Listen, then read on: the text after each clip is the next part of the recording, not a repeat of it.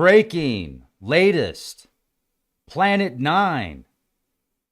NASA and Caltech find evidence of a real ninth planet. And they say this could be the best evidence yet. So where is it?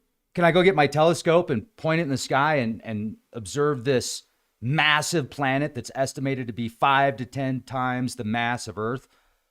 Well, not exactly, but we're going to talk about that. We have a lot of news to share today, so I hope you're having a beautiful day today. It's pretty nice out here in southern Colorado, about 40 degrees. The sun's out. Probably get a nice bike ride in here after this incredible podcast I'm going to share with you. But that's not what we're here to talk about. We've got a lot of news and headlines, and I don't know. I mean, it seems like with all of this extreme weather and the changing of the magnetosphere, we're noticing changes in the Earth's core. The magnetic poles are shifting extremely fast, although they have slowed down the past few years. Ancient history describes this nemesis or Planet 9 or Planet X. I mean, it's just about verbiage at this point.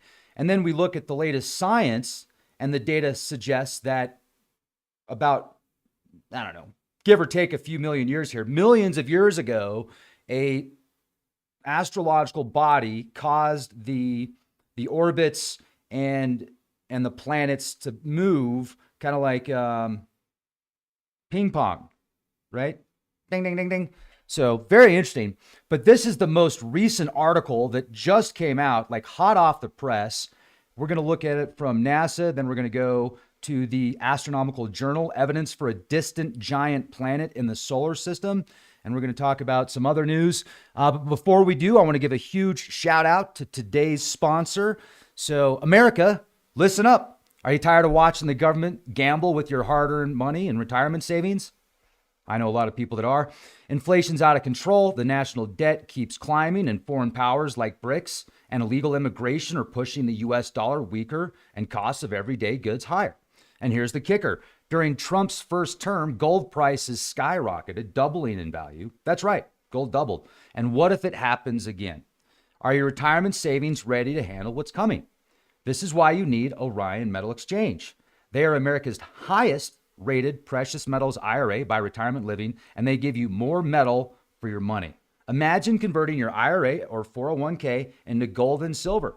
Real physical wealth that you can count on no matter what. Do not wait until it's too late. Take control of your future today. Call Orion Metal Exchange now at 1-888-460-4090. Get your free investor's guide that you can see right here. It's packed with information you need to protect your retirement savings. You've worked way too hard to leave your future to chance. Call 1-888-460-4090. Do it now. Orion Metal Exchange is here to help you secure your wealth and stand strong as a proud conservative American. All right, so give him a call. You'll thank me later. Now we're going to get to the first article here. This is from the Astronomical Journal. And somebody said the other day, they're like, oh man, Planet X is incoming, so purchase gold now. I thought it was kind of funny to read that comment because we're not close to the end of the world yet that I know of. I certainly hope not. Seems like people are always predicting the end of the world tomorrow. And luckily, we can still go spend way too much money at the store to buy stuff. And gold is something nice to have kind of tucked away, gold and silver and precious metals. So anyway, whole podcast.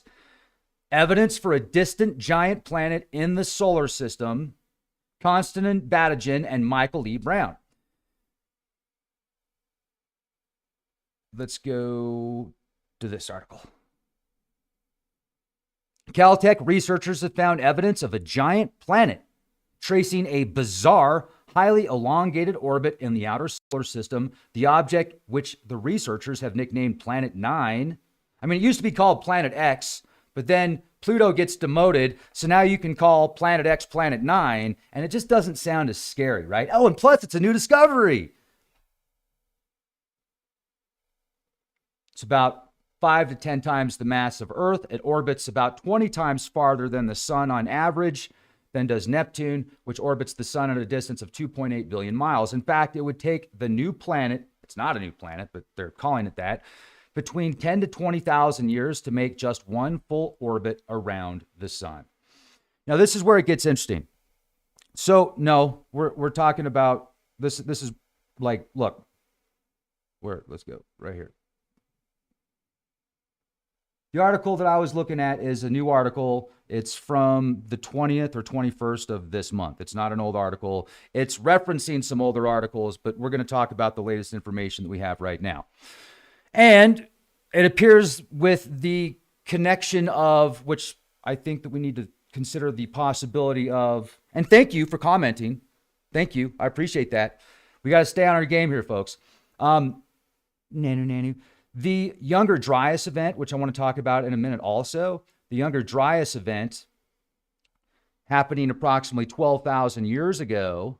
If we look at the timeline of this Planet 9, which the data suggests that's what is causing these Kuiper Belt objects to move and orbit the way that they are, because of this anti-orbit of this massive planet with a 10 to 20,000 year orbit. What if its perihelion was 12,000 years ago? Now, there's also independent data that we're going to look at, which is not from 2019. It's newer information, where a independent astronomer went back and took the IRAS data, which is infrared satellite imagery from 1983 to be exact, which is when there was a lot of news. And I think there were even specials with Walter Cronkite talking about Planet X. And then they say they found it. It's all over the front page news. And then shortly later, it just kind of turns into swamp gas. It was a major swamp gas anomaly that we saw in space. That's what it was. So it's not Planet X, it's swamp gas. Well, let's look at the numbers. We're also going to look at the data, and then we're going to look at the independent data that was found via independent astronomer, where he took the IRAS data from 83 and he said, look, here's the candidate. And based upon that information, this planetary body, which could be 5 to 10 times the mass of Earth, is about 220 astronomical units away. So take 220 times that by 93 million and give or take a few miles, and that's the estimated distance of this planet. Now, I'm going to say this. When I first started researching Planet X, very skeptical, like extremely skeptical. I thought it was some type of some type of conspiracy theory. And most of it that's out there.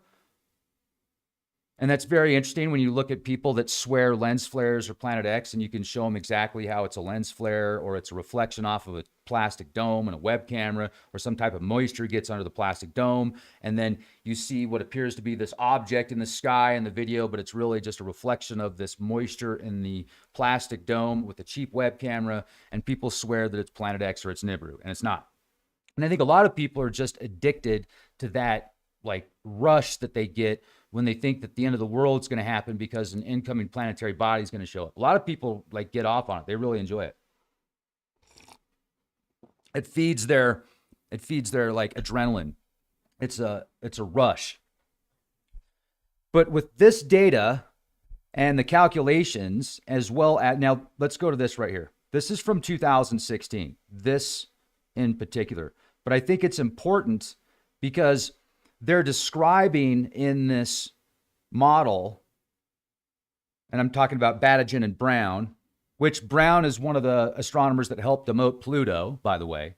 So Pluto's not very happy about that, because Pluto's like, hey, I'm a planet. What about me? And a lot of people still think you're a planet, Pluto. So it's all good, man. Don't listen to everybody.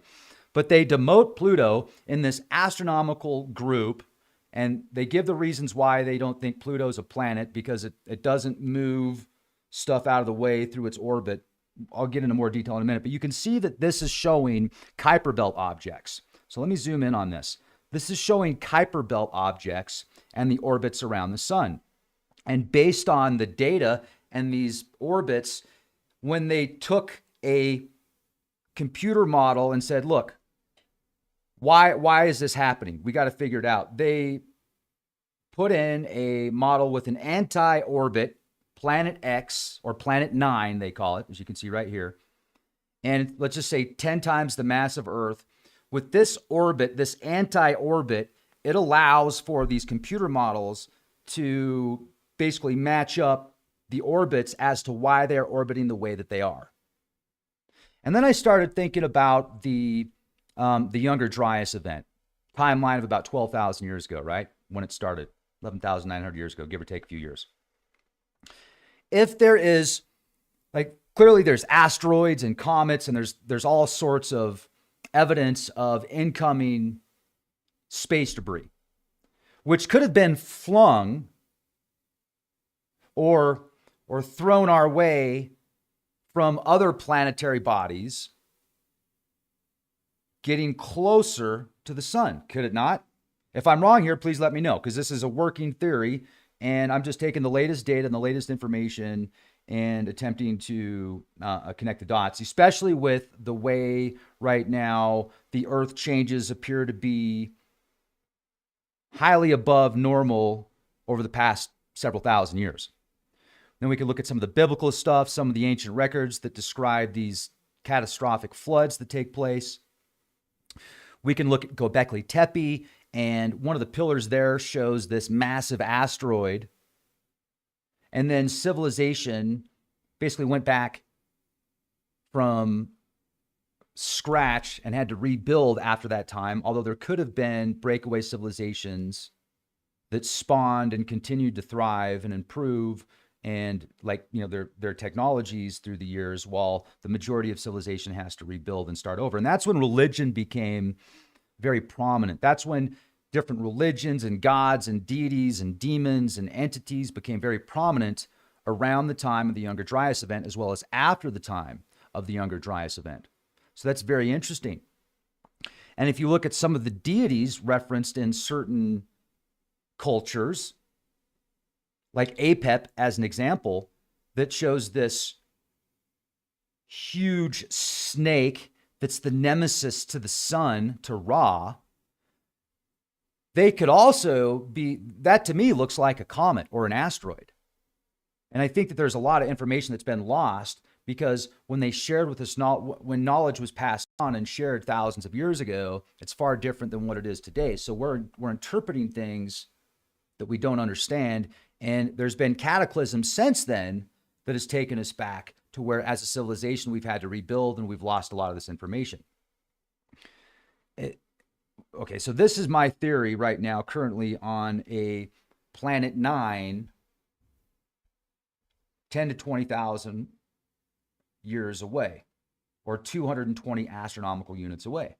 I would say I'm about 45% that this is legit, and this could be a domino effect of what's causing some of these Earth changes. It's affecting our sun, it's affecting the planets, it's affecting the Earth, the magnetosphere, the core of the Earth.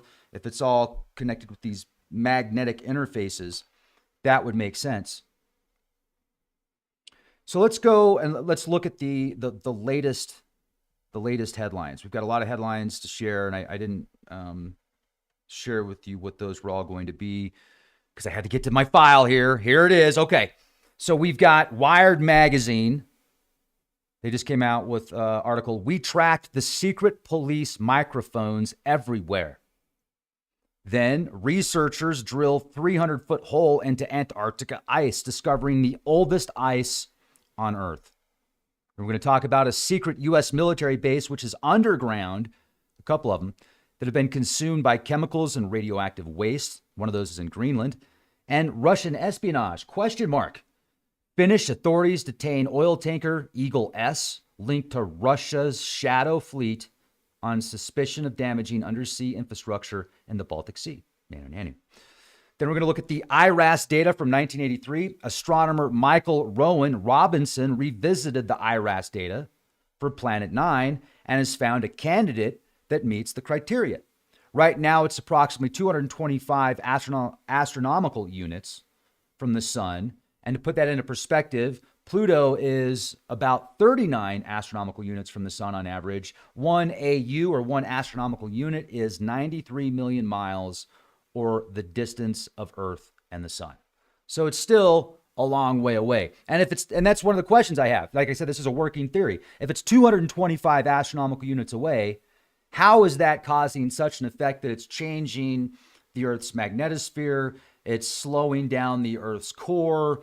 It's creating some type of extreme, like a multitude of extreme weather anomalies. I think a lot of that is also combined with what people are doing to the planet, what militaries and all this different testing that's being done, this massive dam in China that's changed the tilt of the Earth a little bit. So there's a lot of culprits to that, but it appears there's something else to it. Like, what in the heck is changing the Earth's core, causing it to slow down? The seismic data is showing that this core, now they can't obviously look into it, so they're using these seismic waves and earthquakes, and it shows that it's slowed down so much it could be potentially reversing. Remember back in 2011, around then, there was the GPS systems were getting out of whack extremely fast, and people were reporting being burnt in a matter of seconds or minutes from the sun. So there are like these pockets that seem to be opening up that were allowing for more cosmic radiation to come in. Once again, working theory here. Then there were places in, I think, was it Scotland or Ireland even? Usually a very mellow climate out there. Some of the roads started to melt because of this extreme solar radiation, it appears. Working theory. What would cause that if it wasn't human induced? Now, clearly the sun is going to have a huge impact, but what is affecting the sun? And then the Younger Dryas event being about 12,000 years ago, if we're looking at a Planet 9 scenario where Planet 9 comes and pays a visit every 10 to 20,000 years, let's use the 20,000 year model. If it reached perihelion 11,900 years ago, that means we've got another 8,000 years. Is that right? And so we take the data and independent data shows that Planet 9 or Planet X, what it was called Planet X in the 80s, is approximately 225 astronomical units away. If it has an orbit of 400 astronomical units, it's about the midway point, not quite the midway point. That 8,000 years versus 12,000 years, 20,000 year orbit, that potentially. So when would we start to see the effects? Does it need to be 50 AU away? What's causing these Earth changes now? These are just questions that I have when we look at all the data and all of the extreme weather that's going on right now. But anyway, there's something to think about. Wired magazine recently published an investigative piece titled "We Tracked the Secret Police Microphones Hidden Everywhere," revealing the concealed locations of over 25,500 ShotSpotter microphones. These devices are designed to detect gunshots and alert authorities, but have faced criticism for their lack of transparency and potential over-policing in certain communities. You can read about that at Wired magazine. The investigation found these microphones are predominantly installed in low-income neighborhoods and communities of color, raising concerns about biased surveillance practices. Critics argue such developments and deployments may lead to disproportionate policing and civil liberties infringements in these areas. Read all about it. What could possibly go wrong? Do you remember a few years ago, the articles that were talking about the Minority Report technologies that were being used, predictive programming to track people and go to certain areas and survey certain areas far more than others because of what the data that was being given to the police forces at that time in these big cities? It's a very slippery slope. It's a very fine line. Like, I could definitely see from both sides, but my opinion is, and this is just my opinion, and it's not worth a whole lot, I'm sure, to many, but just one person, just ruining one person's life or one person's family because that one person was incarcerated or something happened to that person that shouldn't have. Like, how many of these recent DNA tests have been done to get people out of jail where they were accused of doing something they didn't, they served 20, 30 years, whatever. I mean, look, it's a fine line, but I just don't think it's worth it, even one family, to have to go through that because of some Minority Report technology. We've got to, that's where the human touch comes in. That's where, like, being humane comes in. And as amazing as this is, I have a dream, just drinking coffee here, high elevation, but wouldn't it, like, that's where the connection of humanity and humankind comes in. We're humans. We're not robots. We make mistakes. People make mistakes.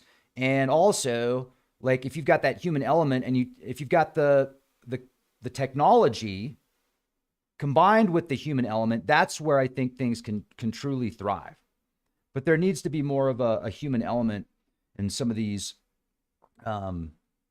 technologies that are being released, especially with all the cameras that are being released all over the world now, and the tracking technologies. Now they want to put cameras in your cars, microphones in your cars. They want to put sensors in your cars, and they say it's to prevent drunk driving, and that's great. Like, that's awesome. But what else do they want to prevent? What else are they going to do? What else, what's the next level in having all these technologies everywhere you go? What kind of oversight are you going to have? Are you going to have a human oversight, or is it going to be artificial intelligence? Is it going to be all surveillance software kind of stuff? Anyway, next article. Antarctica, or Antarctic expeditions, I should say, have achieved significant milestones in ice core drilling, uncovering some of Earth's oldest ice and providing invaluable insights into our planet's climatic history. The recent discovery of 4.6 million year old ice.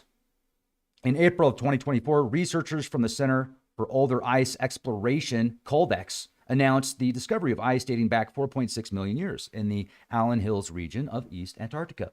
This surpasses the previous record of 2.7 million year old ice found in the same area in 2017. The Allen Hills are known for blue ice areas where ancient ice resurfaces due to unique glacial dynamics. These findings offer a window into Earth's climate during the late Pliocene epoch, a period characterized by higher global temperatures and carbon dioxide levels. Wait. Carbon dioxide? It had higher carbon dioxide levels then? What? I thought it was all people. The European project Beyond EPICA, Oldest Ice, aims to extract ice cores that provide climate data up to 1.5 million years old. February of 2022, the team completed its first drilling campaign at the remote Little Dome Sea site in Antarctica, reaching a depth of 130 meters. Their ultimate goal is to drill down to 2,700 meters. What could possibly go wrong? And this is a critical period if we go to the mid-Pleistocene transition, critical period where Earth's glacial cycles shifted from a 41,000 year to 100,000 year interval. So basically what that means is, if we go back a million years, this is what's significant about this article. I hope you stayed with me. Got kind of boring for a minute, I know. Actually, it's kind of cool. But if we go back about a million years, that's when things changed. So we were in these 40,000 year cycles, ice age cycles, about 40,000 years. And then it transitioned about a million years ago to 100,000 years. So there was a big change approximately a million years ago where these cycles went from 40,000 years to 100,000 years, and they still don't know exactly what caused that. So, how's everybody doing? Right on. I'm just going to say hello to everybody. Hope you're having a beautiful day today. Good to see you, Alan, Shondell, Jesse, everybody else. Hope you're having a fantastic day.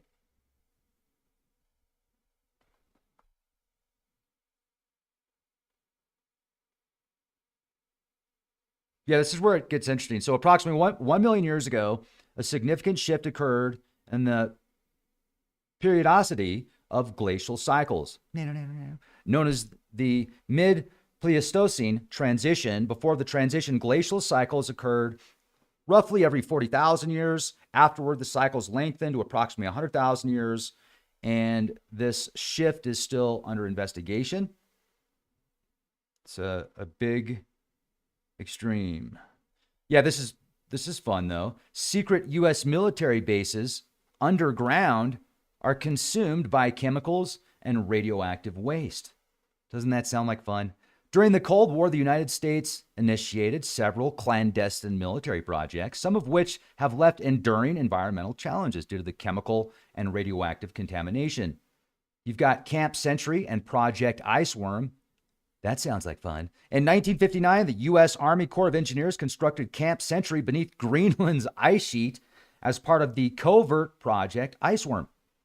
The objective was to establish a network of mobile nuclear missile launch sites concealed within the ice. Although the project was eventually abandoned in 1967 due to the instability of the ice, the site was left with hazardous materials, including low-level radioactive waste, diesel fuel, and other chemicals. Recent studies indicate that melting ice driven by climate change could potentially expose and release these contaminants into the environment. The times. But don't worry. We're from the government. We're here to help. Then you've got the K2 Air Base, the Karshi Khanabad Air Base in Uzbekistan, utilized by U.S. forces in the early 2000s, has been associated with significant environmental health concerns. Investigations revealed widespread contamination, including jet fuel plumes, asbestos, and low-level radioactive processed uranium. Personnel stationed at K2 reported exposure to black goo and noxious vapors, leading to health issues like cancer and other serious illnesses. Efforts to address these health concerns have been ongoing, with veterans advocating for recognition and support. Wikipedia. Black goo? What is that? I mean, I've heard of black goo before, but like in the ancient alien conspiracy realms and on X-Files, but what kind of black goo is this? Then there's also WIP, the Waste Isolation Pilot Plant located in New Mexico. The Waste Isolation Plant, or Waste Isolation Pilot Plant, is a deep geological repository designed for the disposal of transuranic radioactive waste from U.S. nuclear weapons research and production. In 2014, the facility experienced a radiation leak, resulting in the exposure of 22 workers to radioactive materials. I think I remember that. Yeah. The incident underscored the challenges associated with safely managing and containing hazardous waste over long periods.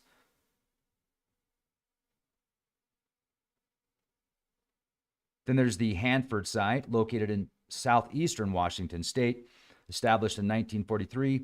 This was a part of the Manhattan Project, which their primary mission was to produce plutonium for nuclear weapons, including the Fat Man bomb dropped in Nagasaki in 1945. Over 4 decades, Hanford's operations resulted in significant environmental contamination, making it one of the most challenging cleanup projects in U.S. history. Decades of plutonium production led to the accumulation of 56 million gallons of radioactive waste stored in underground tanks, some which have leaked, contaminating the soil and groundwater. In the 1980s, groundwater contamination spanned about 80 square miles. Today, approximately 60 square miles remain contaminated above federal standards. That's Washington State Department of Ecology. As of December 2024, significant progress has been made, but challenges remain due to the site's complexity and the hazardous nature of the waste. Now let's talk about some Russian espionage, potentially, maybe, allegedly. Finnish authorities have detained the oil tanker Eagle S, this is like something out of a James Bond movie, linked to Russia's Shadow Fleet on suspicion of damaging undersea infrastructure in the Baltic Sea. The vessel is believed to have dragged its anchor along the seabed for approximately 60 miles, causing significant damage to the S-Link 2 power cable and 4 communication lines between Finland and Estonia. Read about that, The Sun. The Eagle S, registered in the Cook Islands, was intercepted by Finnish police and border guards December 26, 2024. Investigations revealed that the ship was missing its port side anchor, and dragging track was identified on the seabed corresponding to the damaged cables. The crew, comprising nationals from India and Georgia, is currently under investigation for aggravated vandalism and interference with telecommunications. The Times. So, if they didn't find any Russian nationals on the ship, makes me wonder. Let's just do this James Bond thing for a minute. If this information is correct, were there people on the ship, like special forces, and then After the event happened, they jump ship, they leave, they put on their scuba diving gear and take off. So when the ship is loaded, they're not there. And they're like, well, interesting. So y'all just fishing out here and it was an accident? Yeah, we didn't mean to. Okay, have a nice day.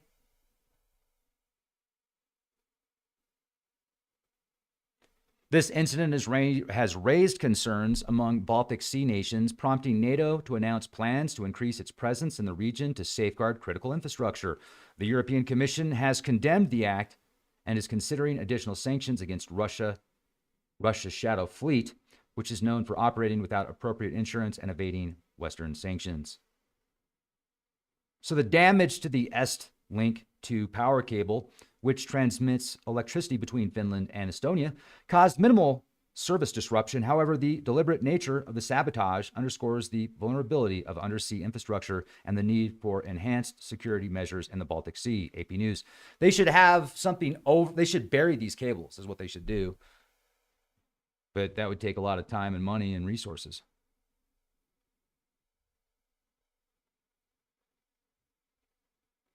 So this is Planet 9. We were just talking. 9! Planet 9! Planet No. The existence of a ninth planet, often referred to as Planet X, has been a topic of scientific investigation for many years. But the 10 to 20,000 year orbit's interesting, especially with the Younger Dryas event and the latest data from an independent astronomer suggesting that it's about 220 astronomical units away. If it has an orbit of 400 astronomical units,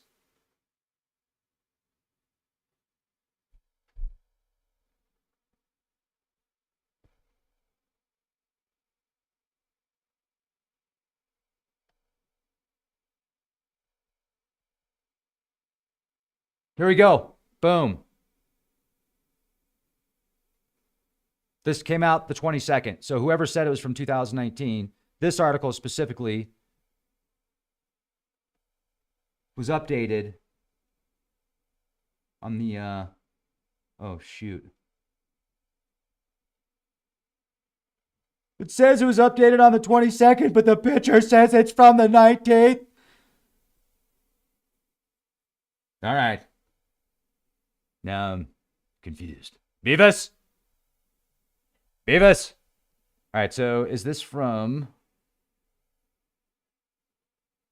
December 22nd, 2024, or is it from January 20th, 2016? This is... All right, man. Game over, man. Game over.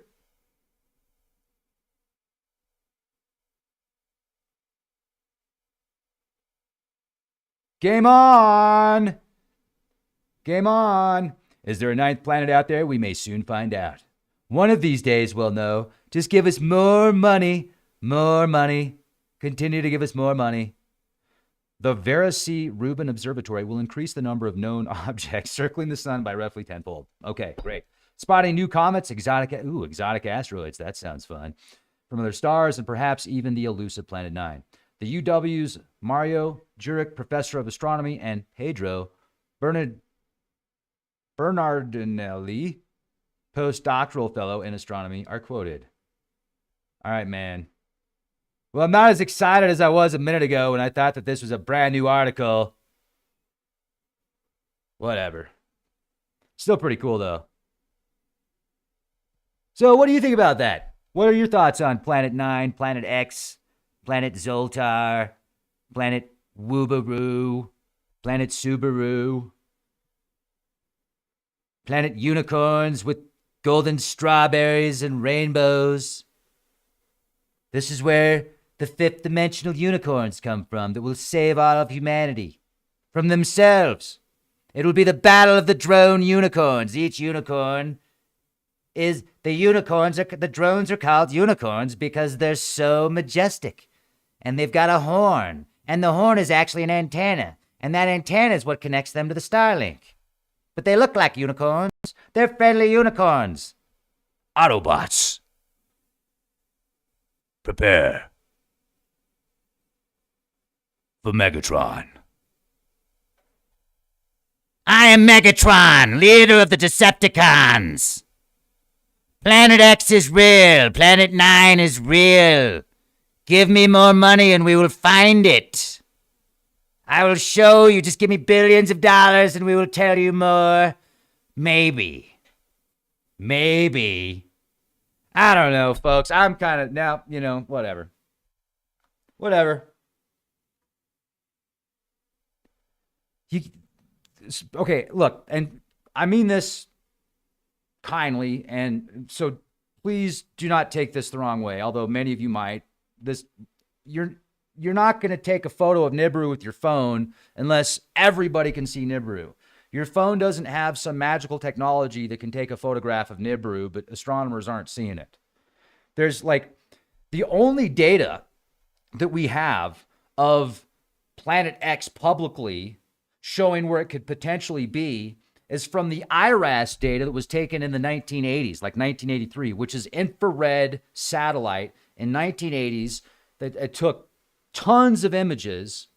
And then all that data was basically stored. And back in 2021, an independent astronomer went through all of that data and found a candidate that's about 225 astronomical units away. You're not going to be able to pick that up with your phone. That's so far away.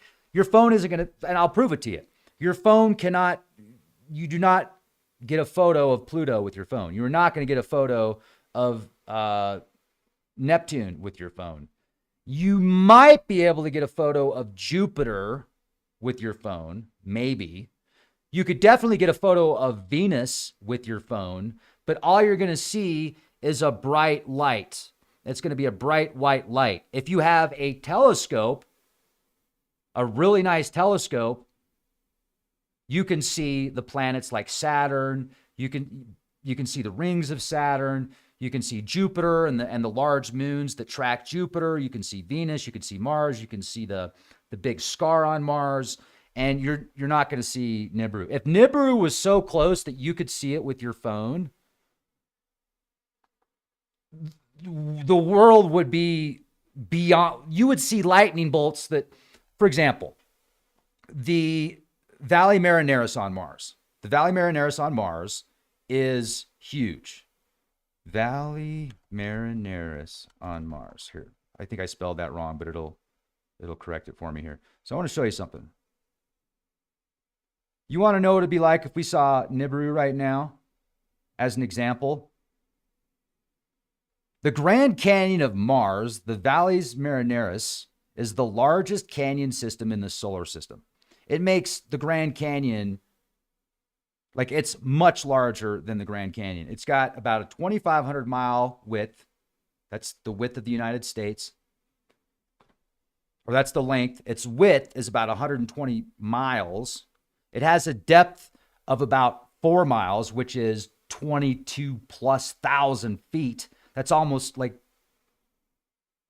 Denali in Alaska, but let's take that the opposite direction. You can see this with the telescope. I don't think you're going to be able to see it with your phone. There are millions of amateur astronomers out there that are constantly looking in the sky. And you're not going to have anybody that tells you that you're looking at a photo of Nibiru and they're confirming, there's somebody out there, I'm not going to say this person's name, but they are supposedly the expert on Planet X. And they had the nerve to show me this video of, it was a full moon and there was a reflection of the full moon. And this person was telling me that was Planet X and it was in perihelion. And I just was thinking to myself, okay, he either thinks I'm a moron or he thinks I'm a liar like he is. And I'm going to show this. No way. BS. You can actually, the other day I was filming the moon through a glass door, or actually I think it was just a window. Maybe it was the door. I don't remember, but it reflected twice and the reflection looked like the moon and the moon itself looked like oh, it's another planet, man. No, the part that didn't look like the moon was the moon, and the reflection that looked like the moon was the reflection. So it's very easy to manipulate videography and make it look like you saw Nibiru or Planet X when you didn't. And if somebody's telling you that that's Planet X or Nibiru and they claim to be the expert, like, be careful. That's all I'm going to say. Be very, very careful. If Nibiru or Planet X was so close that you could take a photo, where am I going with this? If it was that close that you could take a photo of it. So this canyon on Mars was most likely formed when Venus and Mars got so close together that there was this massive electrical discharge that arced, most likely from Venus or another planetary body, to Mars, etching out this canyon, this massive canyon. Now, there's several theories about how this massive canyon was formed. One of the mainstream theories is it was formed through volcanic activity on Mars. That's one of the main theories, the mainstream. Like, volcanic activity created this massive canyon, which if you look at the canyon and you look at the characteristics of the canyon, it has characteristics like the like electrical scarring. Look up artwork where they do electrical scarring that makes it look like a tree that's been burnt into wood through electricity. Like the Lichtenberg effect. Look up the Lichtenberg effect. And then look at the Valley Marineris and the way that it was formed. And tell me that was created through volcanic activity. Another theory is, this is a theory by the ancient aliens, ancient astronaut theorists, is that there was a nuclear war or some type of solar battle that created this massive canyon on the planet. Kind of like a Death Star situation, although they're saying nuclear. And if you look at the characteristics of it, I do not see how nuclear technology would create that effect. If you look at a massive lightning bolt, like the thunderbolt of the gods that's talked about in ancient mythology, if you looked at the possibility of this massive electrical force that was so powerful, it carved it out from an electrical arcing from another planetary body, that makes sense. Especially if you study the electric universe theory and you read about the ancient mythologies, which are oftentimes bits and pieces of what took place in the past, referenced as mythology. So you can't take it as fact and you can't take it as science, but you can look at it and you can say, oh, I can see how it correlates with the science and the data. I can see how that is a vague way or a metaphor to pass on through the generations if you have the keys to understand it and decode it. Like, if you understand the gods aren't literal gods that you would think of as bipedal human-like people, they're walking around doing what is described in some of these texts, but actually if you look at it as the planetary bodies and the stars and the constellations and the zodiac, and you look at how the ancients and our ancestors would play these out through plays, through bipedal humans doing specific tasks and art and theater. Had a great conversation with Micah Dank the other day. We were looking at these ancient Sumerian tablets that describe the Anunnaki and the gods and the goddesses and these different events that took place. And when you read through some of these tablets that are at least 5,000 years old, and you can read them on Oxford's website, I'll send the link to you, and you read through these stories,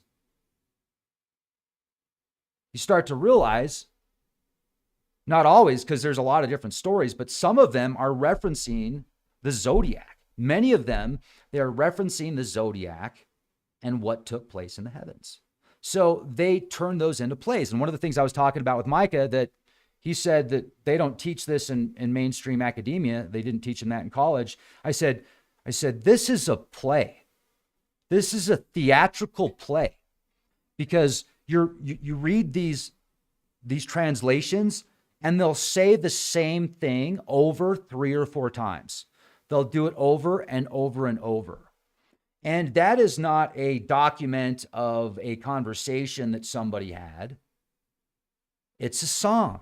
You're repeating the song. You're repeating the lyrics. It's a theater. And he said, well, I was taught that it was the Greeks that came up with theater. It was the Greeks that started it. But actually go back to ancient Sumer, and they were doing these plays and theater and song and music and art, and they were oftentimes linking it to the zodiac and the constellations and the planets. And then certain events take place. You also have to remember who wrote that tablet down, folks. Just because you're reading a tablet that's older than a scripture doesn't make the tablet more truth than the scripture per se. But if you read a scripture that has half of what a tablet that's 2,000 years older has, then you realize it was probably adopted from the same story. But even the tablets themselves aren't the oldest stories, I don't think. I think that these stories, some of them are far older, and we've missed this language. The natives in the Americas, their language of petroglyphs is older than the Sumerian language of 6,000 years. But modern scholars won't acknowledge that oftentimes. They'll just, they disconnect somehow. They discredit these older writing forms that you can see around the world. It wasn't just here in the Americas. You can go to Siberia and see a 7,000-year-old menorah and a squatter man type guy and what looks like runes, like Viking rune characters. But it's in Siberia and it's 7,000 years old. So how did that symbol get adopted in the culture in the Middle East 5,000 years later? And then there's even the Hopi wheel with the 4 dots on this 7,000-year-old petroglyph. Just type in Ukrainian 7,000-year-old petroglyph. Ukraine itself is often referred to as the cradle of civilization. The civilization of the IRAS civilization,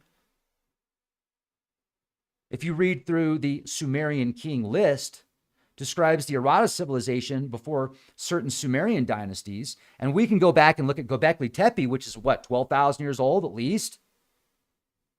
That's 6,000 years before, or 5,000 years before many of the Sumerian tablets. We can look at the ziggurats in Iraq and the Middle East, ancient Babylon, that are, decaying and falling apart. And we can link that back to 6,000 years ago. But then you have scholars that attempt to make it look as if the first language, maybe the first language you understand after the Younger Dryas event, but there has been language far before then. And if we go back to a time when, this 20,000 year cycle, I think we need to look more into the 10 to 20,000 year cycle that could, because there is definitely a lot of data that suggests a planet X or a planet 9. But we don't have, the only photo that we have is from an IRAS image from 1983 that's uploaded on a science paper that was released in 2021. That's it, publicly. Now, they might have plenty behind the scenes, but what we have access to right now suggests that it's 225 astronomical units away. If we can link this to Batygin and Brown's Planet 9 with the 10 to 20,000 year orbit, the 5 to 10 times the mass of the Earth, which is about what which is what it shows approximately in this data, then there could be this 20,000 year cycle, or 10 to 20,000 year cycle, and also depending on where we're located as a planet and the other planets. Did you know that the 25th of January, all 7 planets are going to line up? 2025, 125, all the planets are going to line up. That's going to be pretty interesting. So I want to go back to this real quick. Let's go back and take a look at this. Boom. All right, let's watch this again.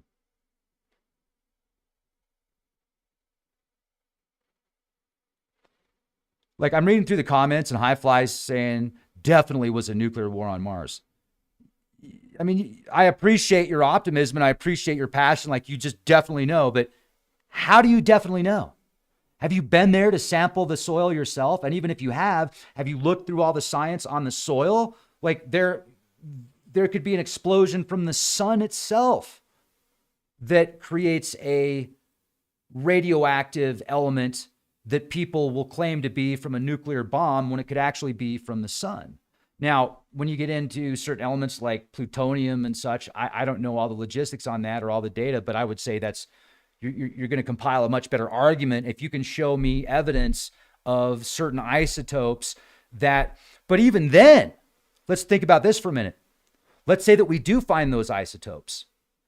There could very well have been a highly advanced civilization on Mars at the time that had those technologies, but that doesn't mean that's what created the massive scar on the planet. Because if they had those technologies ready to use, and then there's this conflict with another planetary body, whether it's Venus or another planet, that creates this arcing that's so massive. Imagine a lightning bolt the size of, imagine a 120-mile wide lightning bolt that arced from one planet to another, and it created this Lichtenberg effect that created this and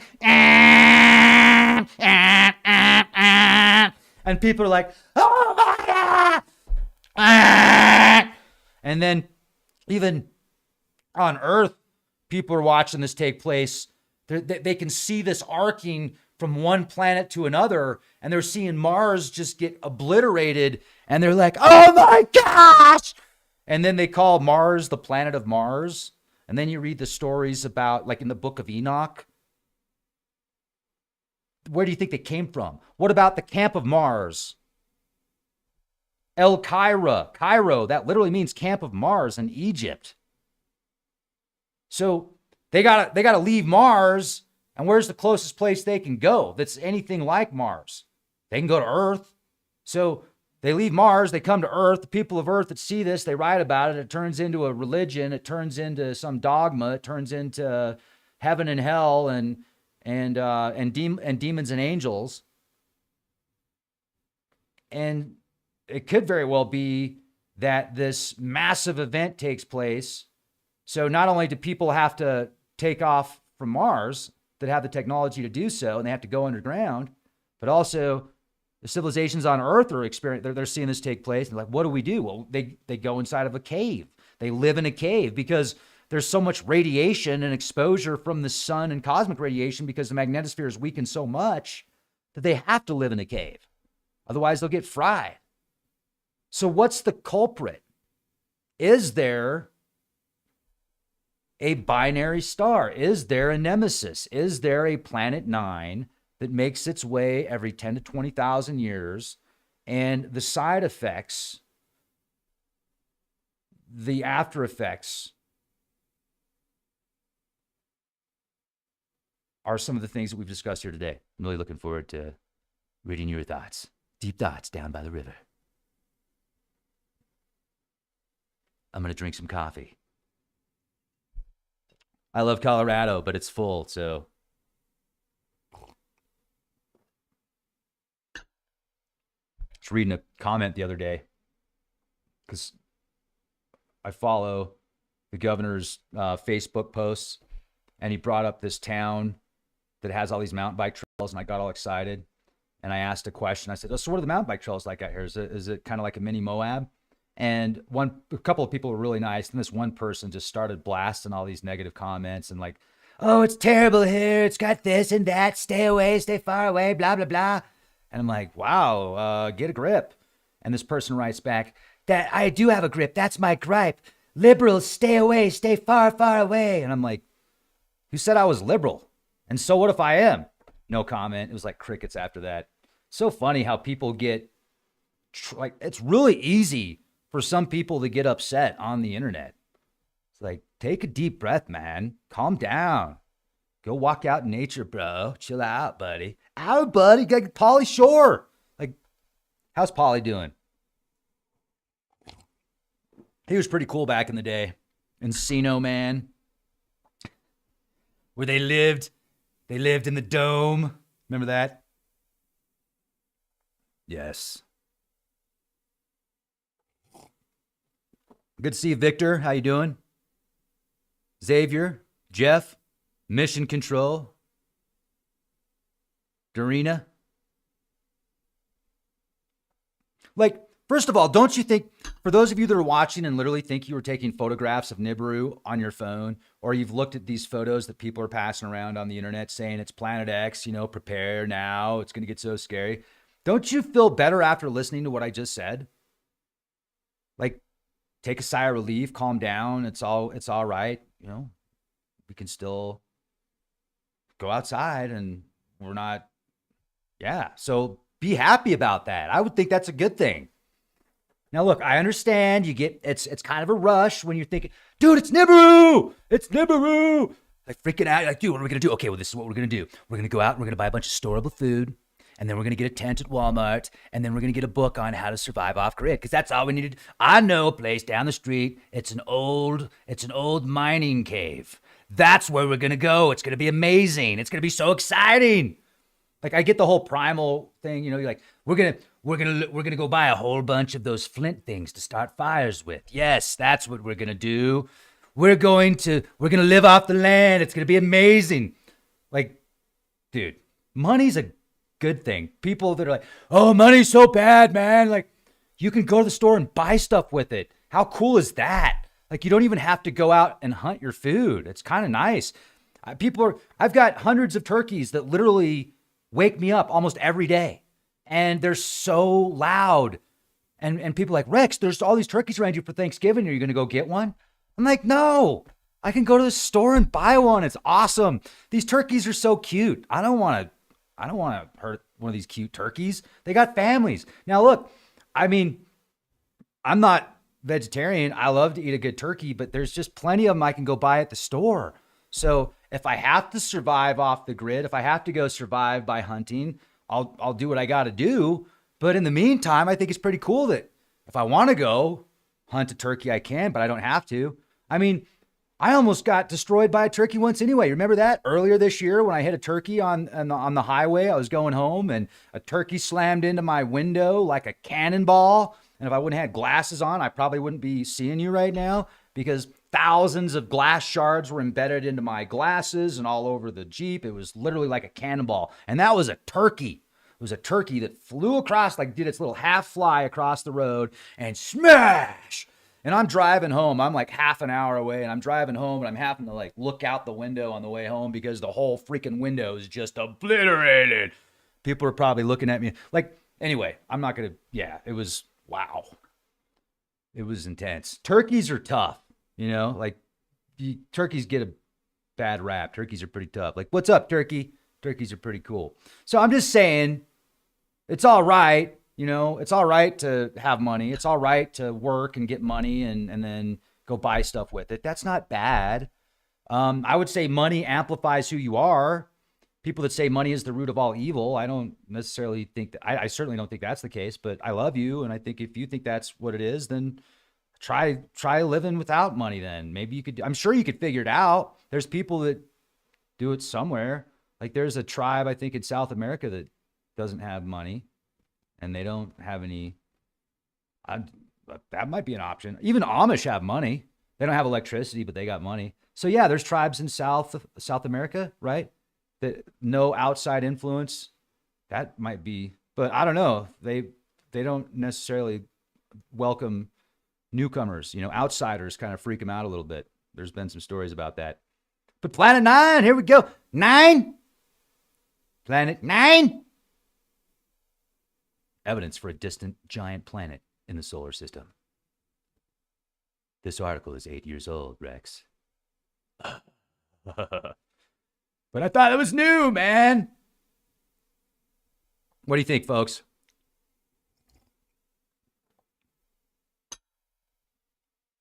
Amish are awesome. They're tough. I think it'd be interesting to live in an Amish paradise with Weird Al. You gotta love Weird Al.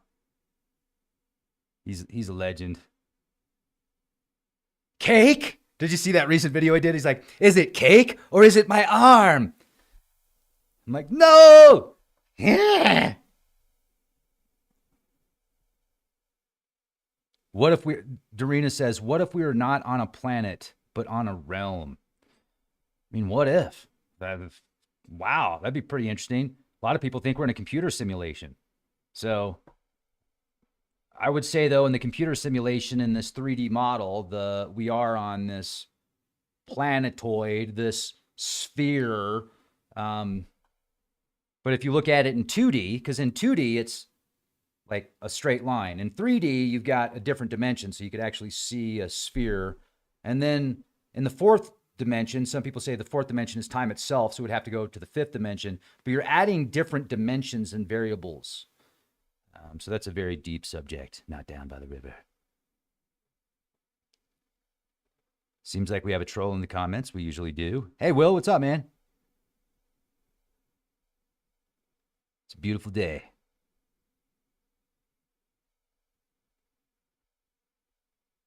I work hard for the money, so hard for the money.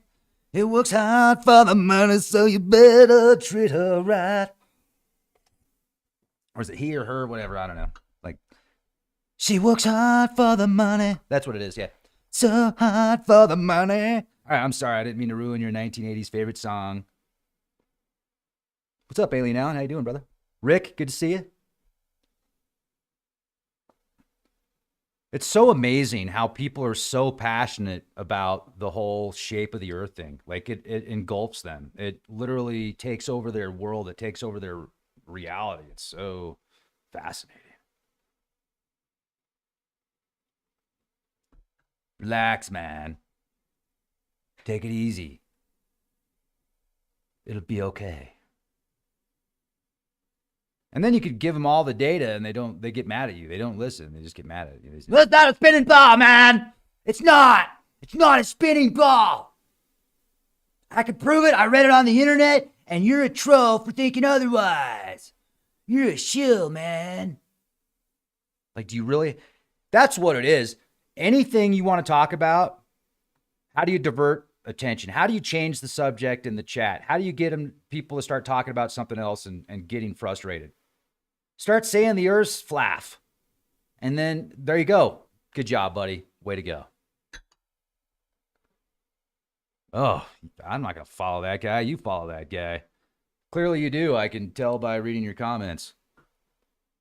I'm okay, though. Thank you very much.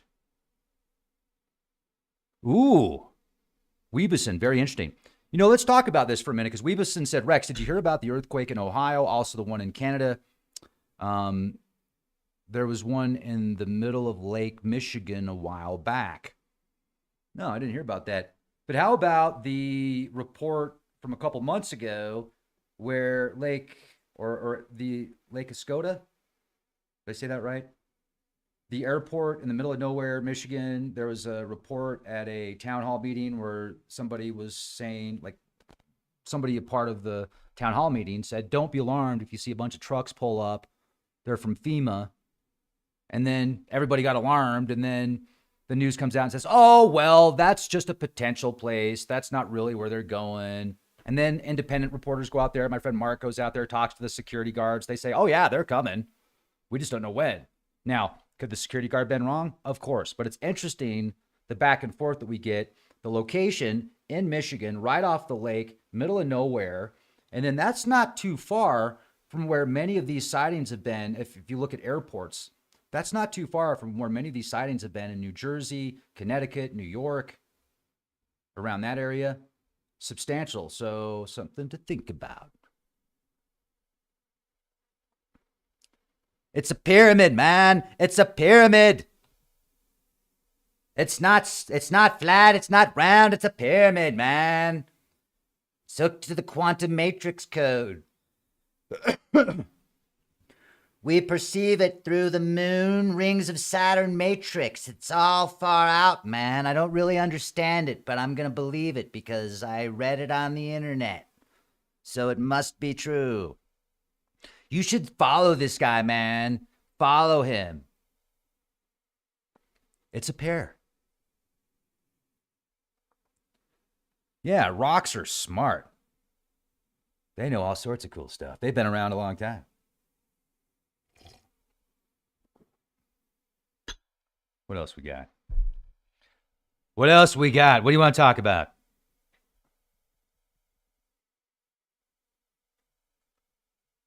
I'm here for you. What would you like to talk about?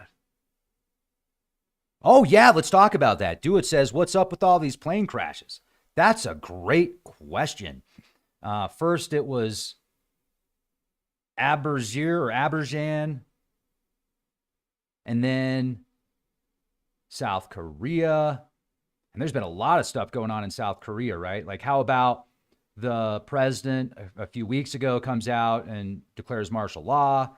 Then he gets impeached shortly after. They're like, no, we don't want martial law. We're, the people in the politics out there. So then he gets impeached, and then there's this plane crash. There's just a bunch of crazy stuff going on. Very, very interesting. And then what about these oil tankers that are getting cut in half from bad weather in the Baltic? Was it the Baltic Sea or the Red Sea? A Russian oil tanker was split in half from a wave. And that could be why, but just interesting. The timing. Yeah. All right. I think, Gavin, you need to go somewhere else. Hey, mods, can you take care of Gavin for me? This is like, really, dude? You had to go there? Wow. Reporting to you live from my mother's basement. Mom, can I have some top ramen, please? I'll do the dishes later, Mom. Wow. Unbelievable. Well, great question.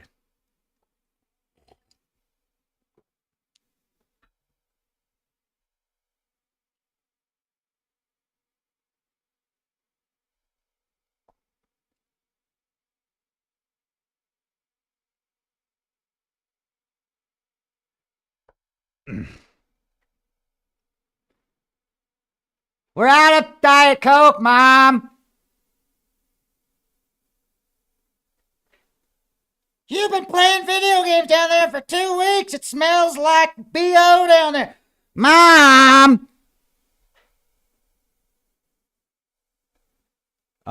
Thank you for the super chat. I appreciate that. I do. And I'll tell you why. Because the research with Mars, as an example, there's a declassified file that's available on the CIA.gov's website.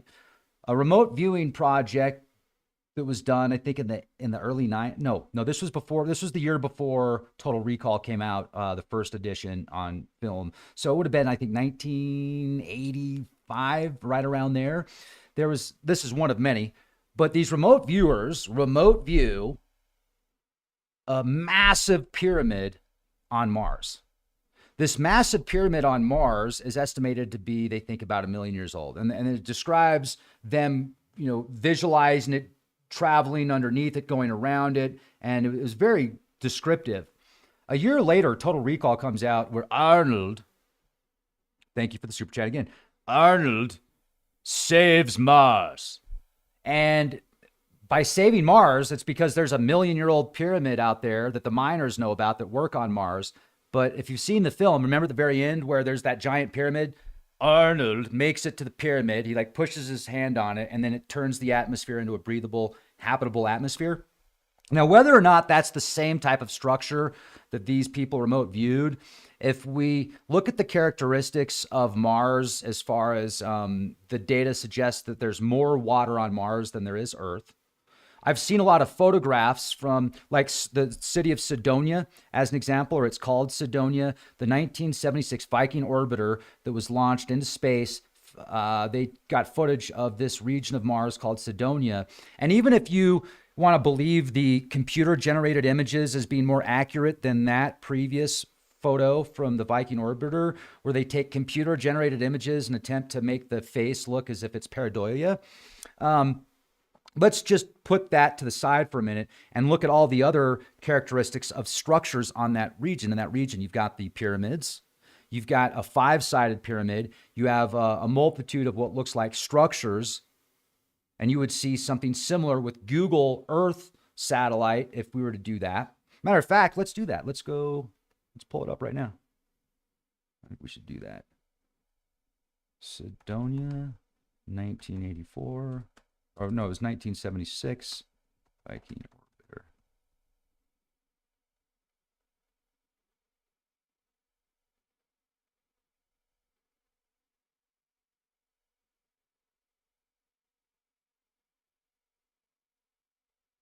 Okay. Looking at this image, you'll notice the face. First thing you notice is the face. The face to me looks like almost like a pharaoh. It's got this Egyptian vibe. And then if you look to the left of the face, you will see what is referred to as the city square.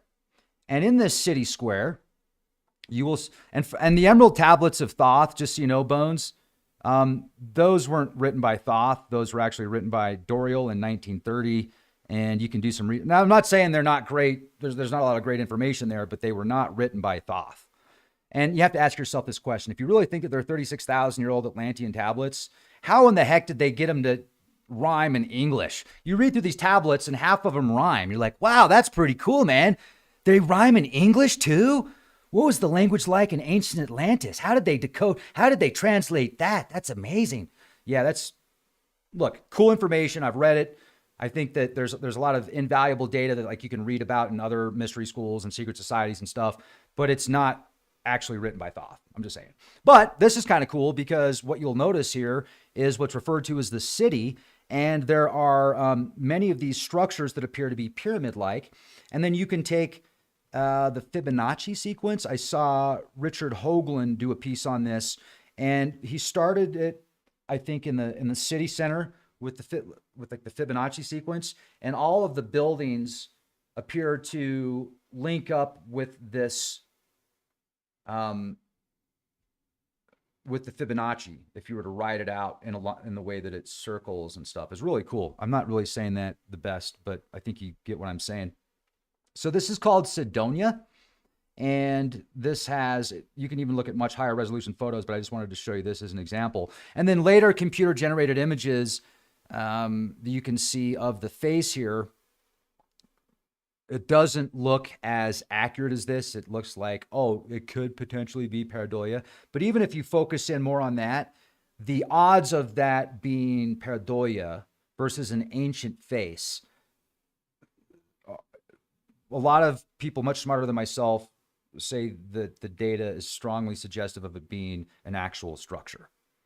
And then but once again, if we were to take the face out of the equation and just look at these other areas in Cydonia, it appears that this is evidence of an ancient civilization, a highly advanced ancient civilization. My theory on the Book of Enoch describing what they refer to as angels that descend to heaven and build relationships and families with earth women. And then they realized when they did that they were not going to be able to go back. I also think that that is an interpretation of people that came to Earth from Mars. And then if you look at the translation of El Cairo, which is Cairo in Egypt, El Cairo is the native tongue. Cairo in Egypt literally means camp of Mars. Now, some of the technology and ancient structures that we see in Egypt, the really, really old stuff, to me seems beyond the level of Earth's civilization's apex. Like we've got Göbekli Tepe, Koran Tepe, that are older than 10,000 years. Really cool, incredible, amazing. The feats that they did to create that is incredible. But if you think about the Sephirim and what's underneath the Sephirim in Egypt, these 24 granite boxes that weigh between 70 and 100 tons, how in the heck did they get there? How did they get there? What was their purpose? How did you perform such precision to make them as accurate as you did at such a time? How did you get them there? Where did you get this? Like, how far away were the supplies to get them there? Now, we need to figure out where they came from, where the actual black granite came from. Can we verify it even came from Earth? I need to look into that more because it would be interesting to see if there's any data to suggest that there is that on Mars or another star system like Sirius. Anyway, another question somebody had for me, there was about what is the advantage of being, and plus, if we look at the moon itself, the characteristics of the moon is a huge anomaly. The moon itself could be an artificial space station. I'm putting 5-10% on that, which is pretty good considering that's a huge claim. And why am I saying that? Where's my 5 to 10%? The titanium alloy, the rocks that we've allegedly brought back, this high amount of titanium alloy, the location of the moon. There's these giant maskins on the back of the moon, which are almost like gravitational thrusters. These massive the maskins on the back of the moon, which have been picked up by a satellite. It allows the moon to orbit the way that it does, where the dark side is always pointing the opposite direction. The size of the moon, the location of the moon in comparison to the sun, the effect, it has to be there basically for us to be as successful as we are in this type of atmosphere with this type of body and this type of environment and civilization. It has to be there, because if it wasn't, our lives would be completely different and the earth would be completely different. The gravity, the atmosphere, the survival of humanity and civilization. And it's also a very strategic location to observe. And it's a very strategic to observe Earth. And it's a strategic location to go to other planets in the solar system. And if these maskins on the back, which the official story is there, it's from ancient asteroids and comets smashing into the back of it, if I remember correctly, that's created these gravitational anomalies. If those are more, like if there's actually some type of technology built into it to keep it at that specific location, to keep it at that specific orbit with the Earth, if you look at it, it looks like it's been just beaten to hell. It looks like it's been through a lot of events. You could even see one part of the moon that looks like this massive road. It's not, but if you look at it from a telescope or a Nikon P1000 or a good camera, you'll see this, like, it's almost like a grapefruit. Imagine an orange. Imagine an orange, and the orange, like where you peel the orange, there's that spot you peel off the orange. It's almost identical. It's got this massive spot and this smooth line that goes all the way to that massive spot, which appears to be some type of electrical arcing or something as well. The moon has been through many epochs. Also, if you look at the depth and the width of the asteroids and the comets and the, if you look at the, what's it called?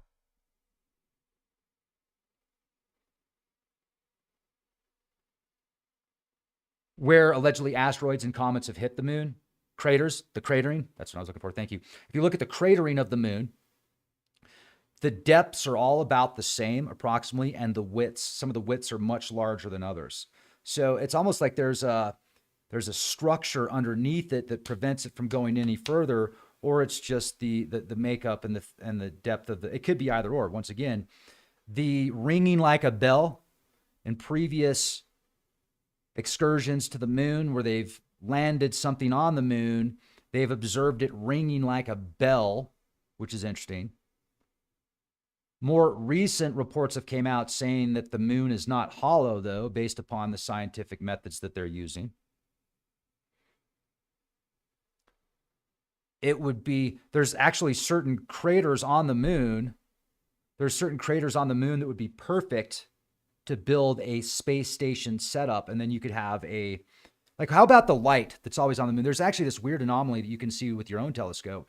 It looks like there's this massive light. Look that up. Massive light on the moon. Look up. There's a photo of what appears to be this gigantic tower on the moon. I've just seen way too many photos of moon anomalies from 20 years ago, 15 years ago, 10 years ago to suggest otherwise. Now, these could all be reflections of light and some type of video artifact stuff. So I'm not 100% convinced of these images either, but they're very compelling. And I'm going to say there's a very strong chance that our entire solar system has been colonized to some degree in the past. There's certain structures that we can see on the Earth that if those type of structures could be put where they are with that precision, that much weight, you would have to have a high technology to get them there. And that high technology would also allow for space travel, hypothetically. And that's my theory.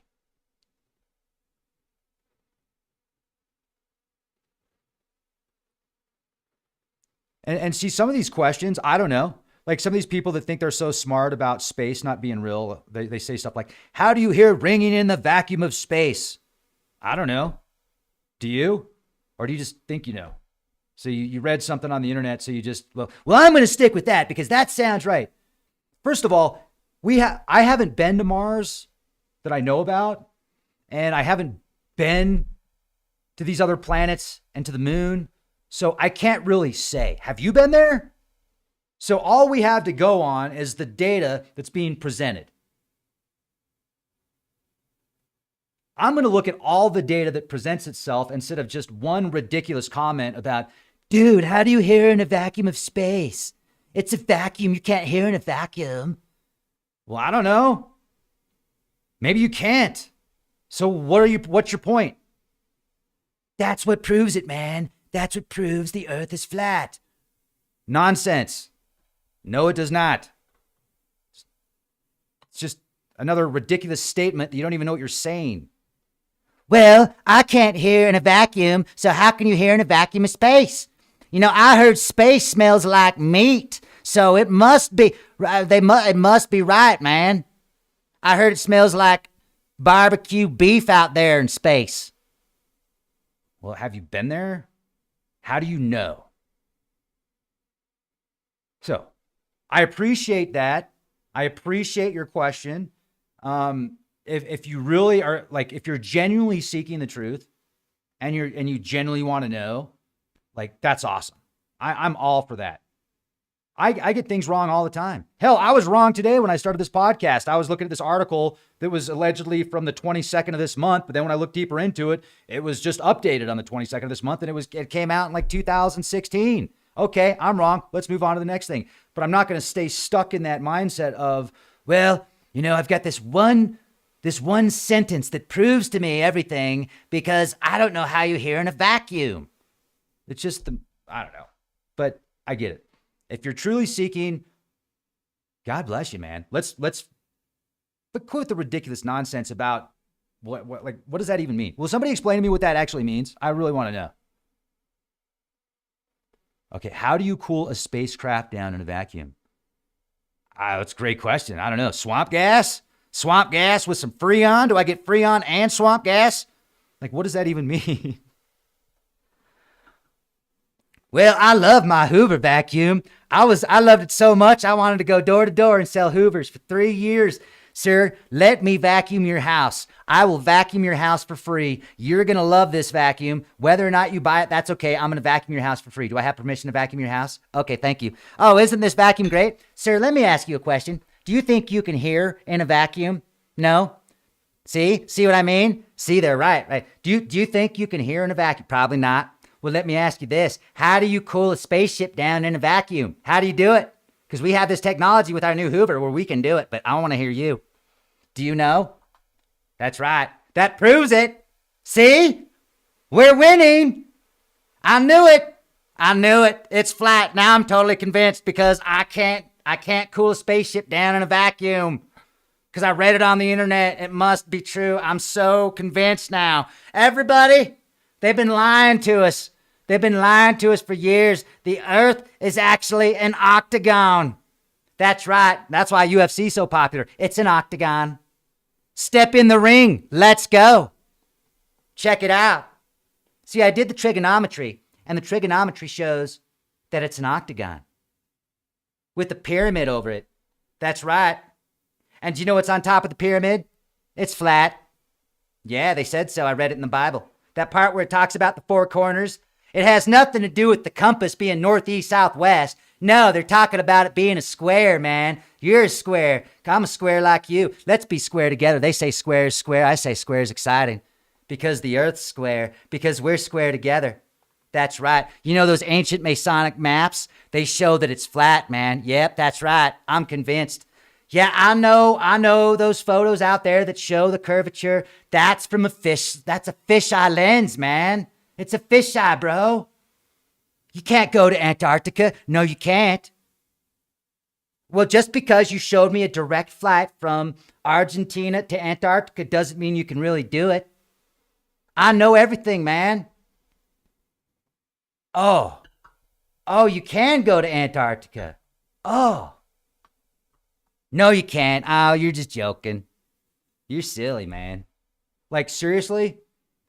Do a little bit of research on that. You can go to Antarctica. You can buy a flight from Argentina. They will take you to Antarctica. You can go visit Antarctica right now. Do you have the money? You can do it. This guy was so... I met a guy that works for the fire department in one place he's like, you can't go to Antarctica. It's not real, man. All I saw there was John Kerry and penguins. So it's not real. And this guy was just going, I'm like, step away, man. You need to step away. You need to have a nice day, sir. Have a nice day, sir. And I kept saying that because he was just freaking out at me. I'm like, he's like, you're the one with the tinfoil hat, man.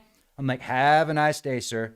And his friend was looking at him like, I'm sorry, I had no idea my friend was this crazy. And I'm like, dude, it's cool. Just get him out of here.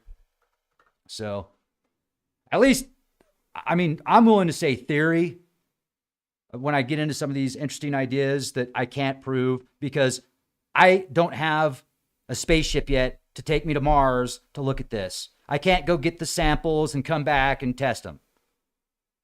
So all I have to go on is the data that's being presented. And yeah. If you don't like it, I'm sorry, man, but I still love you, man. I'm trying so hard. I've been trying to get along with everybody, and they got to come in here and talk about flat Earth and just cone me up, man. I am a conehead. I do not see flat. I see curvature everywhere. Curves, they're amazing. Just because you're living in the second dimension doesn't mean that you need to interfere with my quantum interface. We're hanging out here in 3D. Sometimes we'll jump into 4D, 5D, and that's where the unicorns come out, man. They're amazing. They got these rainbows underneath them. And then we realized they're drones from Elon's brother, and I was like, wow, that's a whole other level. That's what they are. They're putting it all into our brain, making us think it's flat. Yes. No. I mean, they're all putting it into our brain, making us see the curvature. That's what it is. It's the way that they make us. So even if it's flat, it will look like it has a curve. I have Bigfoot poop for sale. Would you like some? It's petrified Bigfoot poop. I also have a timeshare for sale. Would you like to buy my timeshare? It's an amazing timeshare. Okay, I'm joking. It's not really a timeshare. But I do have Bigfoot poop.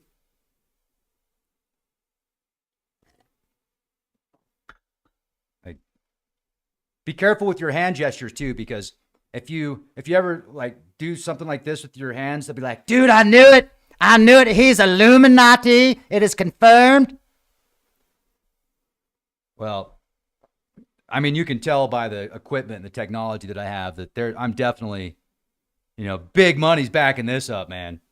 Like we've got a $12 green screen sheet behind us. We've got free software. I mean, big money. Big money.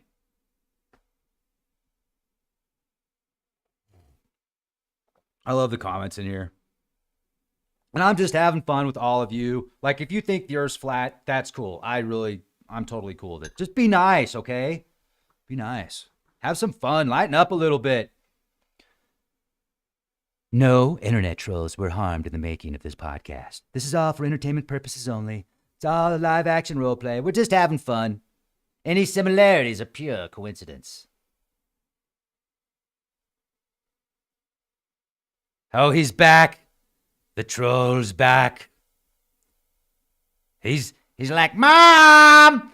I need another Diet Coke. I've been up for 3 days playing Call of Duty. Mom!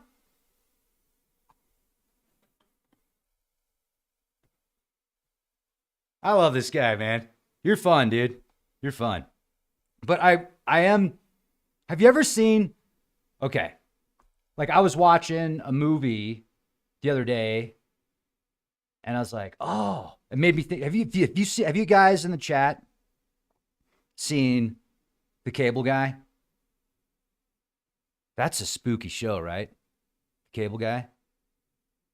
Yeah, that's like, I don't know. There's scary and then there's scary.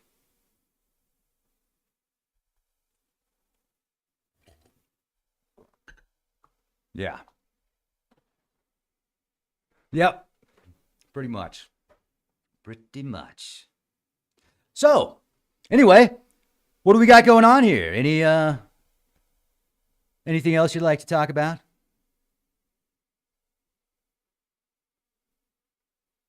Go-Kart says he's got his drone working again. That's good. Glad to hear that.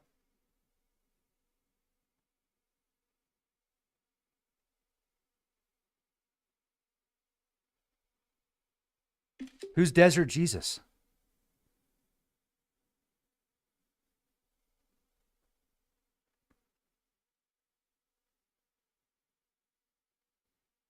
Man, I actually would like to get back to California. There are some places out there in the desert that would be great for more observations. They've got these glyphs that are off the 33rd degree parallel, which I find interesting. That's another thing that I find fascinating is when you look at the locations of some of these glyphs that you can see from like an airplane or a satellite or a drone, they're huge and they're on the ground and they're off of specific parallels, like the 33rd degree parallel. And then if we look at some of the earthworks towards Iowa all the way up into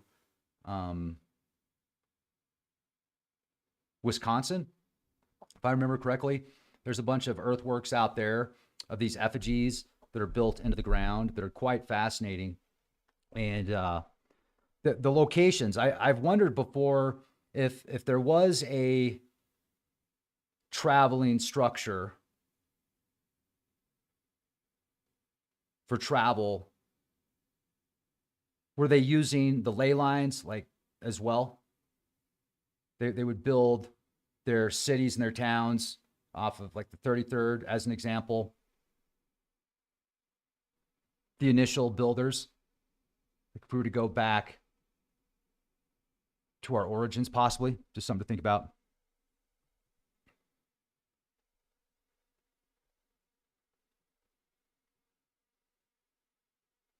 Ooh, that sounds scary, Dorina.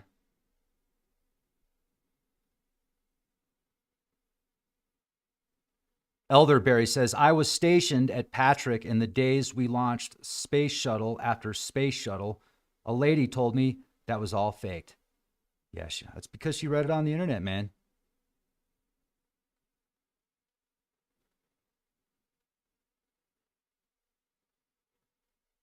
Nothing says they haven't been outside of California in 30 years.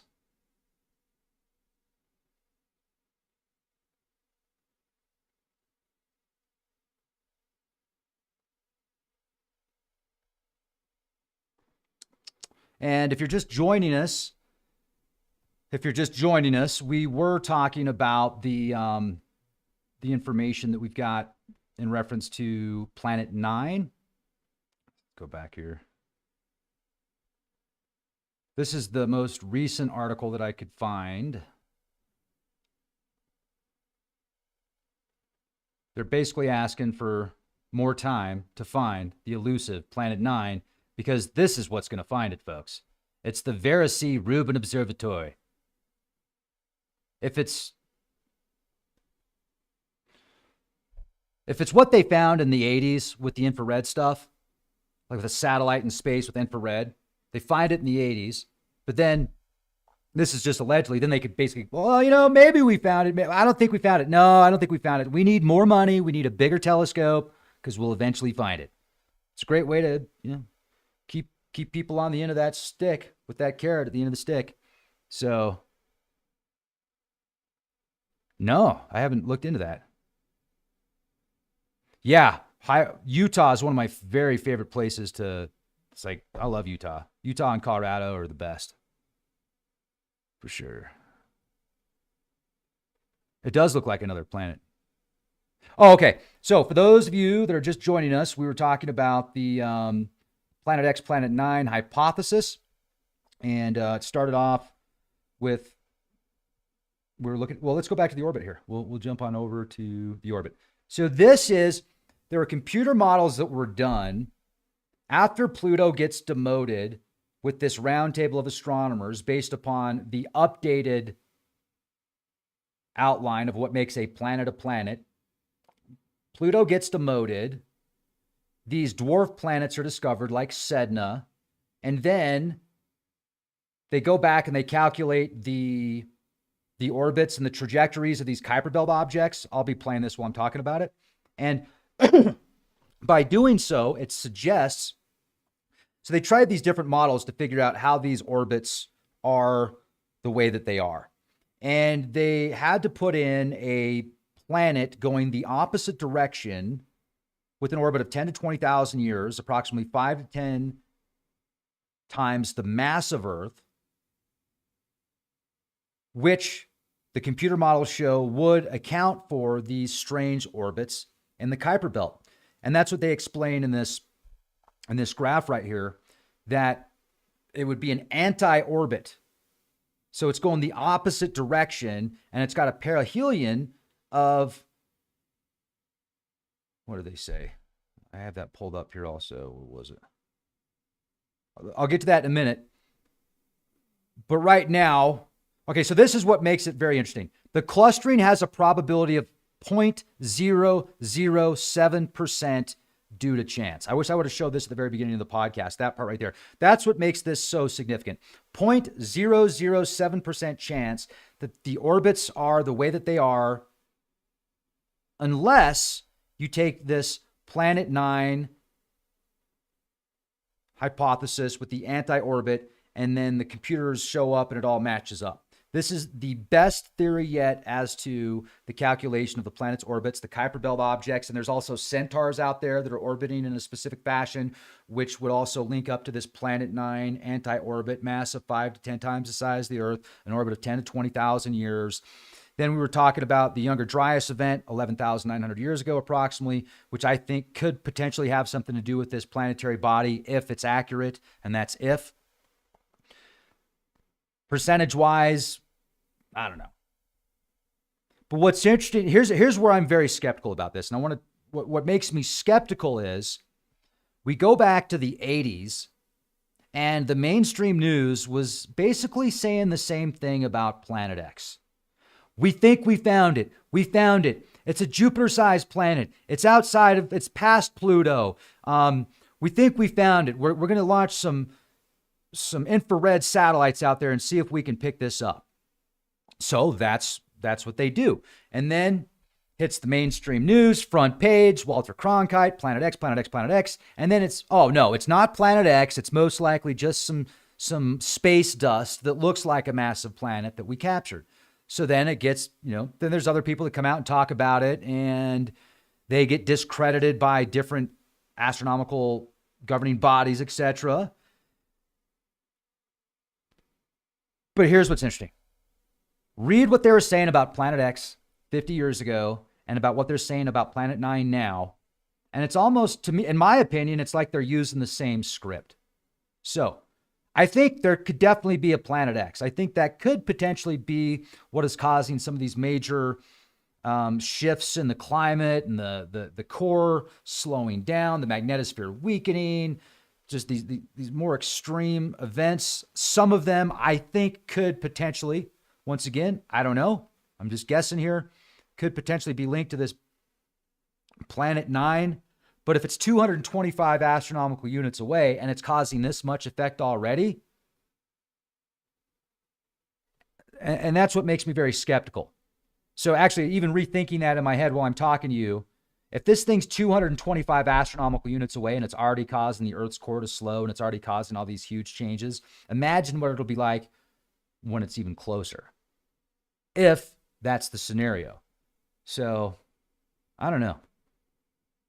It could also be I don't know. Let me read through the comments, see what you guys have to say about this.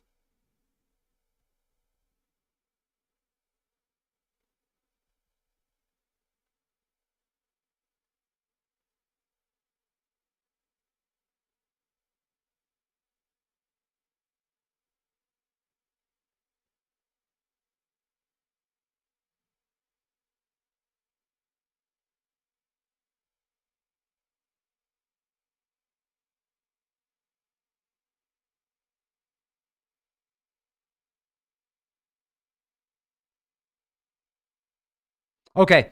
For all of you that are watching the podcast, if I didn't answer your question and you had a question or you have a comment, if you would go ahead and leave that now, I would be more than happy to read it. I'm so glad Diamond's in the chat because Diamond is like the ultimate skeptic that I know. And I like that. That's what I like about you, bro, is you think everything is. Not just this, but you think almost everything that everybody talks about is BS. And that's kind of a good thing, I guess, right? Because it keeps you questioning everything. Like, okay, well, show me the evidence. Show me the proof. And as of right now, as I mentioned, boom, Diamond, good to see you, brother. As I mentioned earlier, the only proof that we can see of an alleged Planet 9 is the IRAS data from 1983, which was updated to a recent scientific article that came out in 2021 by the independent astronomer that I told you about, but it was also uploaded, I think, in the Astronomical Union and several other places, that show this image of a dot. It's a little tiny dot like this. It's like tiny, and you can't even really, there's a little dot there, and going through tens of thousands of files of this IRAS data, this independent astronomer picked up this potential candidate for Planet 9. Now, if it is Planet 9, if it is Planet X, it's still about 220 astronomical units away. That's a long way away. And once again, I'm like questioning this. How could something that far away cause such an effect here and on the sun itself? So I like your mindset, Diamond. Let's go with that. Until proven otherwise, until absolute proof, till you convince me that it's Planet X or Planet 9 or Planet Zoltar, we're going to go with Planet Swamp Gas. As of now, Planet Swamp Gas. But they're getting closer to finding it. They keep telling us every year for the past 50 years, they're getting closer. And then if they do find it, they'll be like, no, that's just a big swamp gas bubble. See, what happens is we did the trigonometry, and the trigonometry shows us it's a swamp gas bubble with the reflection off of the centaur out there. You've got a centaur that's moving in a corkscrew type pattern, and it was actually going through a little bit of a haze as we were picking that up. So it discombobulated the sensors on the equipment, and luckily we have trigonometry, which shows us the calculations of it not to be accurate. It's, unicorn gas. I love it. I love it. Yes. It smells like barbecue in space, everybody. Did you bring the barbecue sauce? I have some Heinz 57 and some A1 sauce that I'd like to put on that space gas. It's amazing. You are going to love it. You're going to love it. Ooh, I like that. I like that. I like where you're going. Diamond, stop. You're going to give him too many ideas. Listen, Mark says Rex's controlled opposition. Psyop. Oh, yeah. I'm so controlled, as you can tell. Ma! Can I have some top ramen? This guy's controlled down here. He's controlled up. I need more top ramen and mac and cheese right now. Hurry up. Take it forever. My mom's scared to come down here. She says it smells like a big sock inside of a cow. What do they call those things that pull the milk out of it's like a sock stuffed in one of those. So she won't come down here. Ma! Smells like barbecue. It doesn't smell like a sock inside of a milking after it's molded for a while. It's fermented, Mom. Come on. Like, dude, I'm probably one of the most, I'm not even going to say it, but controlled opposition. That's funny.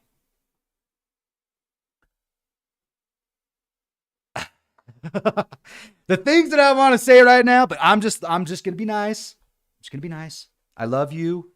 Yeah. What am I a controlled opposition to? Where's my paycheck? Show me the money.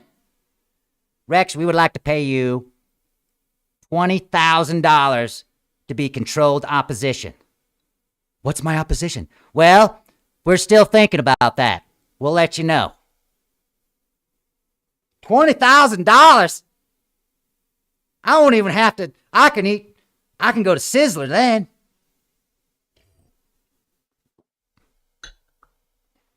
You're all fake and you're all controlled opposition. I read it on the internet because I don't agree with you. Look, it's okay. I would really like Space Force. My mind is like, I am so chaos. It's like chaos on caffeine with a mixture of like Picasso and then H.R. Giger. If that's controlled opposition, then like party on, man. Let's go. Hey, I have met a delivery guy dressed in all Gucci. He was worth $20,000 in clothing. And he was delivering pizzas. Man, what else is he delivering? Hey, we've got the man, the myth, the legend, Maleva. How you doing, man? Joseph says, space is fake. It's proven. Ask Stanley Kubrick. Well, we can't. But what made him the authority? And once again, how is space fake? Like, how is it fake? There's space in between your ears. There's space all over the place. Matter of fact, if you were to get a electron microscope, hey man, doing wonderful. How are you doing, brother? I hope you're doing good. Good to see you, man. If you were to take an electron microscope and like look at matter, the further you look into it, the more empty space there is. Space is everywhere. It's all over. True. Opinions are free. Prove it's real. I just did. Can you reach your hand out? Can you breathe? Can you touch your desk? Can you like walk? Can you function? Because if you can do any of those things, you can prove to yourself that space is real. If I can't prove to you that space is real, I think that you need a little help, bro. I'm just saying. But it's all in what your definition of space is. So, love you, man. It's all good. Like, just stick your hand out in front of you. Go like this, and open your hand, and you're going to realize that space is all around you.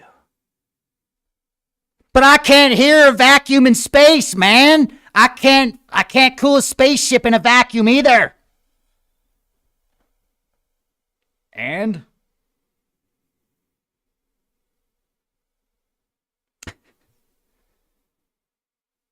oh, you're getting more excited, man. These comments are getting better and better. I'm starting to have fun here. This person goes on to say the stars are alive. No one's been to the moon.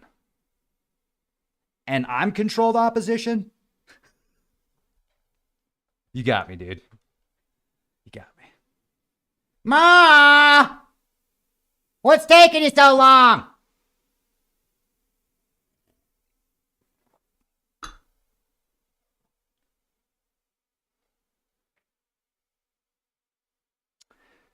Hope you all have a beautiful day. And I think you're all awesome. This was fun, right? Is it okay to have like it seems like some people get so frustrated over such minute things that just want to let y'all know this is a live action role play for entertainment purposes only. This any similarities are pure coincidence, and we're just having fun here. Kumbaya. Much love to everybody. I appreciate all your ideas and views, and I'm just expressing my opinions as well in peace and love and harmony. And seriously, everybody, you're all awesome, and I hope you have a beautiful day. I really appreciate you watching the shows and reading your comments too. And if we don't agree, that's okay. You can still be my friend, and we cannot agree. You know what? I have some of my very best friends in the whole wide world. We have very differing opinions on life. And just ask Diamond.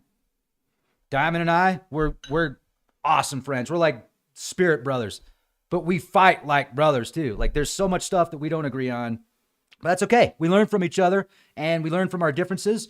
And I can look back at a lot of stuff that I was wrong with and say, yeah, I got it wrong. Let's go to the next thing. It's cool. Thank you for showing me I was wrong. I'm okay with that. That's a good thing. I don't want to stay in la la land. Like fluff only gets you so far, folks. Like how much do you want to live in la la land? It's only fun for so long. I mean, that one guy, if you go to the Matrix as an example, there's the one dude that wants to get plugged back into the machine because the steak is delicious, even though he knows it's fake. He's like, oh, this steak is delicious, even though I know it's fake. For how long though? Like, do you want to jump out of that and then go experience? I don't know. It might be kind of interesting to jump out of a pod and then go into another spaceship, and then the spaceship's on Earth, but it looks like a spaceship, and then you're having to fight all these machines, and then you have to plug yourself back into the pod anyway because, yeah, weird, man. Do you really want to unplug from the Matrix, or are you happy where you're at? We'll leave it with that. Be the change you want to see.